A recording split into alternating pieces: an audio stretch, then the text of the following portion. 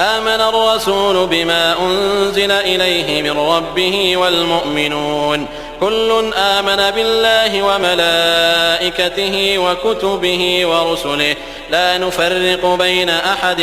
من رسله وقالوا سمعنا وأطعنا غفرانك ربنا وإليك المصير. لا يكلف الله نفسا إلا وسعها لها ما كسبت وعليها ما اكتسبت ربنا لا تؤاخذنا إن نسينا أو أخطأنا ربنا ولا تحمل علينا إصرا كما حملته على الذين من قبلنا ربنا ولا تحملنا ما لا طاقة لنا به واعف عنا واغفر لنا وارحمنا أنت مولانا فانصرنا على القوم الكافرين.